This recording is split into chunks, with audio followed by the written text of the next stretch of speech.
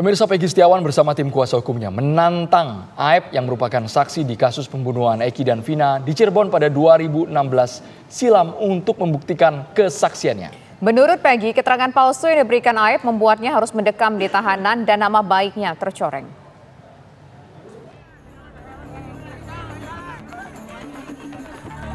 Peggy Setiawan tak kuasa menahan emosi kepada Aep karena memberikan kesaksian palsu atas pembunuhan Vina dan Eki di Cirebon pada tahun 2016 silam. Peggy yang mengaku tak mengenal Aep bahkan menantang pria itu muncul ke publik untuk membuktikan kesaksiannya. Peggy dan kuasa hukumnya Tony RM bahkan mengancam akan melaporkan Aep ke polisi karena diduga telah memberikan kesaksian palsu. Aep baru muncul nih katanya Peggy. Debat sama saya, kalau misalkan kamu laki-laki, kamu jengkel, kamu harus belum dibuktikan. Penjarain. Saya tantang Aep, kapan debat di mana? Aep tantang nih sama Peggy. Ya katanya di kesaksiannya yang tahu lah, terus kejadian lah apa. Aep tantang sama Peggy. Kalau kamu laki-laki, tunjukin bahwa kamu Kalau Aep tidak. Kalau Aep tidak muncul, Peggy kita laporkan Aep ya. Kita laporkan Aep ke Mabes Polri. Jangan pencemaran baik. Ya, tuh. Udah pinter ya. Dikabulkannya pra-peradilan Peggy Setiawan atas penetapan status tersangka oleh Polda Jawa Barat menunjukkan kesaksian Aep terbantahkan dalam kasus pembunuhan Vina dan Eki. Tim kuasa hukum para terpidana kasus pembunuhan Vina dan Eki pun melaporkan Aep dan Dede lantaran diduga membuat kesaksian palsu dan menguatkan bukti agar bisa mengajukan peninjauan kembali atau PK ke Mahkamah Agung. Aep adalah pemuda asal desa Karangasih, Kecamatan Cikarang Utara, Kabupaten Bekasi, Jawa Barat, yang merupakan pekerja pencucian kendaraan. Pada saat kejadian tahun 2016 silam, Aep mengaku berada di tempatnya bekerja dan melihat detik-detik Vina dan Eki melintas di depan warung tempat para terpidana berkumpul. Waktu itu kebetulan keberadaan saya itu lagi di warung. Kebetulan ada sejumlah motor lewat, lalu dilempari batu. Kalau yang saya lihat itu dia melempari batu, terus dikejar. Setelah dikejar, berhubung saya juga takut ya udah akhirnya saya pulang aja gitu. Kini Aep yang sempat disebut-sebut sebagai saksi kunci atas pembunuhan Vina dan Eki tak diketahui keberadaannya. Akankah Aep meladeni tantangan Peggy atau akan tetap menghilang? Tim TV One mengabarkan.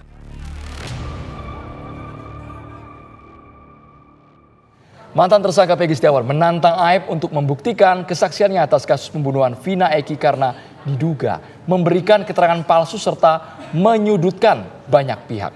Peggy Setiawan mengaku tidak mengenal sosok Aep, terlebih lagi menyebut Peggy sebagai pelaku pembunuhan dan pemerkosaan Vina.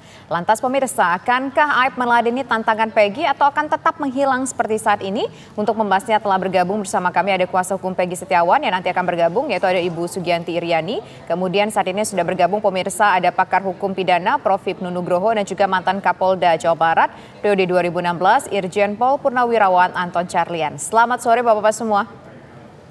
Selamat sore Mbak Tisa, Mas Andro, ya. Pak Sindra. Pertama saya, waalaikumsalam warahmatullahi wabarakatuh. Pertama saya ke Pak Anton Carlyan terlebih dahulu deh. Pak Anton Carlyan, ini ada Peggy balik menantang Aep begitu. Pak Anton melihat tantangan ini seperti apa? Akan seperti apa dampaknya? Saya setuju untuk keterangan Aep agar direkonstruksi kembali. Sampai sejauh mana sebetulnya keterangan yang bersangkutan itu? Apakah langsung bisa menunjuk 8 orang tersangka atau 11 orang tersangka, atau hanya menunjukkan sebuah peristiwa saja? Ini harus didalami. Dan masalah Peggy Setiawan yang sekarang, kalau menurut saya, ini mohon maaf sekali, sebetulnya tidak perlu berurusan dengan Aep. Kenapa sebabnya? Toh Peggy Peron yang menyebutkan bahwa Peggy Setiawan yang ada sekarang ini bukan merupakan Peggy Setiawan yang ada di dalam konstruksi mereka-mereka itu. Jadi sebetulnya Peggy Setiawan yang sekarang sudah dibebaskan oleh pra-peradilan bukan Peggy Peron yang ada di dalam 11 orang tersebut. Jadi sebetulnya tidak ada hubungannya antara Peggy Setiawan yang sekarang sudah bebas dengan Aep. Kalau nanti justru ikut campur, nanti dianggapnya ya Peggy Setiawan ini adalah Peggy Peron. Tapi kalau nanti untuk bisa menjadi saksi, silakan saja. Karena jelas-jelas Peggy Setiawan sekarang kan sudah dibebaskan oleh hukum pra-peradilan, putusan pra-peradilan tersebut. Otomatis Peggy Setiawan yang sekarang ini tidak ada hubungannya sama sekali dengan kasus yang terjadi dalam pembunuhan Vina dan Eki. Nah, jadi di sini sebagai apa peran Peggy Setiawan yang sekarang? Justru ya paling kecuali mungkin ya bersangkutan dengan Saka, bersangkutan dengan yang lain. Sementara ini kan sudah bebas gitu kan. Jadi itu menurut saya. Baik, kita ke Prof. Hipnu. Kesaksian dari Aep ini dianggap Peggy menjerumuskan dirinya hingga ketahanan di kepolisian, Prof. Hipnu. Apakah memang betul kesaksian dari Aep ini semuanya keliru atau bisa dipegang jadi dasar untuk pemeriksaan pihak kepolisian, Prof. Hipnu? Ya, begini Mas, melihat suatu saksi itu tidak berdiri sendiri. Suatu saksi harus ada syarat materialnya, yaitu melihat, mendengar, mendalami. Walaupun sekarang putusan Mahkamah Konstitusi tidak harus melihat dan mengalami tersendiri. Sekarang pertanyaannya, betul, saya sepakat Pak Jenderal tadi, Pak Hari tadi. Pertanyaannya, apakah kalau itu, ini menarik untuk jadikan interogasi, ya. Apakah betul bahwa apa yang disampaikan oleh Peggy yang sekarang dibebaskan, itu mengetahui, ini memantik bahwa, oh ternyata ada juga mengetahui. Karena suatu keterangan saksi itu harus bernilai apabila keterangan satu saksi dengan yang lain. Pertanyaannya Mas Andro, apakah seceroboh itu ketika suatu peristiwa di penyidikan? Apakah seceroboh itu rangkaian pembuktian di PAP di kepolisian? Apakah seceroboh itu jaksa penuntut umum membuat suatu dakwaan yang menjelaskan antara dakwaan dan primer? Ini yang saya kira akan harus dibuka dalam suatu keterangan tersebut. Jadi kalau tantang-menantang itu belum bisa. Tantang-menantang harus berdasarkan bukti-bukti pendukung, bukti-bukti yang berkait, yang menentukan bahwa Aep tidak terlibat, atau sebaliknya Aep yang terlibat. Inilah yang saya kira suatu yang menarik ketika Peggy Setiawan yang sudah bebas dalam tanda petik bebas secara formil ini akan memberikan keterangan yang mungkin bisa memantik tahu, bisa-bisa nanti akan menjadikan suatu bukti baru lagi bagi Polda Jawa Barat. Ini trik-trik yang saya kira harus diperhatikan dalam pengungkapan seperti ini sehingga bukti-bukti itu harus clear. Apakah terlibat atau tidak terlibat? Apakah dalam TKP atau tidak TKP? Begitu Mas Andrew. Ya, tapi begini Prof. Hipnu, soal tantang-menantang ini mungkin tidak akan ada artinya kalau cuma ngomong aku tantang nih si Aep begitu. Tapi kan kalau kita lihat soal tantang-menantang ini sudah ada actionnya dari kuasa hukum Peggy. Di mana ini dilaporkan Aep dan Dede. Gimana menurut Anda Prof. Hipnu? Ya, betul. Keterangan saksi memang undang-undang perlindungan saksi yang lama, keterangan saksi itu dilindungi oleh undang-undang. Perubahan yang baru, keterangan saksi 2015 kalau nggak salah itu Pak, ketika memberikan keterangan yang tidak sebenarnya dianggap sumpah palsu. Jadi sebetulnya ini bagian dari tindak pidana tersendiri, bukan tindak pidana pembunuhannya. Tindak pidana sendiri ketika melakukan suatu keterangan yang tidak seperti apa yang ia lihat. Jadi tampaknya masalah Peggy ini beranak Mbak. Pokok perkaranya belum selesai, tapi tambah perkara-perkara yang lain yang menjadikan terpidana menjadi bertambah. Seperti Aep ini. Sehingga hal yang wajar ketika suatu bukti yang disampaikan keterangan itu tidak sesuai. Pertanyaannya, saya masih berpikir pada penegak hukum 2016 itu ya profesional. Apakah amburadul seperti itu?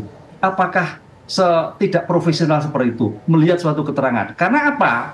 Di dalam suatu keterangan di pembuktian itu akan dikonfrontasi baik keterangan saksi, baik dengan bukti, baik keterangan-keterangan yang lain. Konfrontasi itu yang menentukan bahwa dicurahkan Aib betul, dia menyatakan Aib salah. Ini yang saya tidak ngerti. Bagaimana peradilan seperti itu? Itu Mbak Tisa, kalau seperti ini. Baik Prof Imu, saat ini sudah bergabung juga bersama kita ada kuasa hukum dari Peggy Setiawan, Ibu Sugianti Iriani. Ibu Sugianti sudah bisa mendengar kami, Ibu Sugianti? Sudah. Ibu Sugianti, kami ingin tahu pernyataan dari Peggy Setiawan yang ingin menantang Aib sebenarnya posisinya. Pernyataan Aib mana yang dianggap sangat keliru, tidak sesuai dengan fakta kejadian, Ibu Sugianti?